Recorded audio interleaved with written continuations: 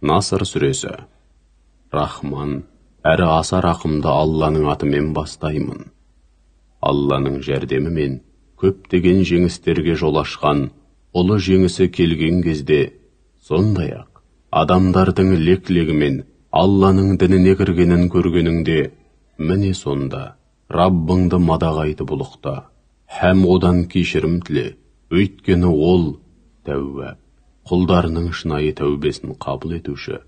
Онымен қоймай, оларды артығымен сауапқа бөлеп, сый-сияпатқа кенелтуші.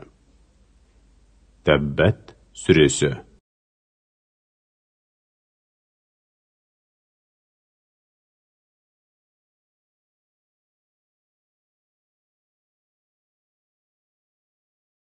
Тәббәт сүресі. Рахман, әрі аса рақымды Алланың атымен бастаймын. Әбу Ләһәбтің екі қолы бірдей құрысын, онсыз да құрды. Мал дүниесімен бар тапқан таянғаны, оған еш пайда бермеді. Таяуда жанып шыжғырлу үшін жалын атқан отқа кіреді. Сондай-ақ, оның бұл дүниеде дұшпандық отын жағу үшін сөз тасыған әйелі де сол жалын атқан отқа отын тасушы болып кіреді. Мойнына мықты есілген арқан салынған күйде.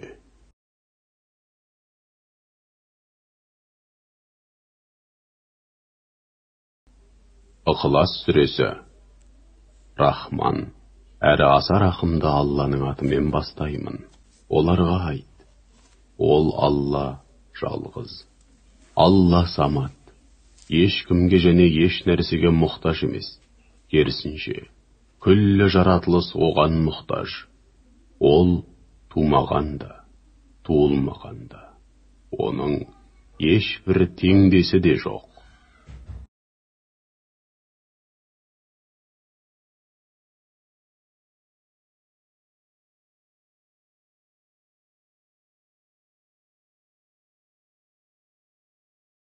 Фәлақ сүресі. Рахман, әрі аса рақымды Алланың атымен бастаймын.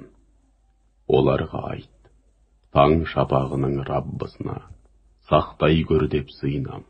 Өзі жаратқан күллі жаратылыстың кесірінен, жер бетін қаптаған қараңғы түннің кесірінен, түйіншектерге үрлеп дуалайтын дуашылардың кесірінен, сондай-ақ күндеген кездегі күншілдердің кесірінен сақтай көр деп сыйынам. Нас сүресі. Рахман, әрі аса рақымды Алланың атымен бастаймын.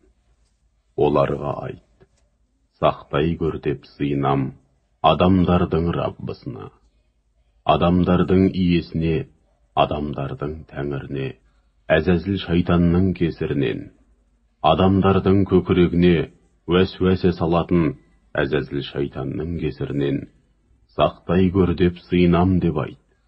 Ондай әзәзіл шайтан жыннан да, адамдардан да шығады.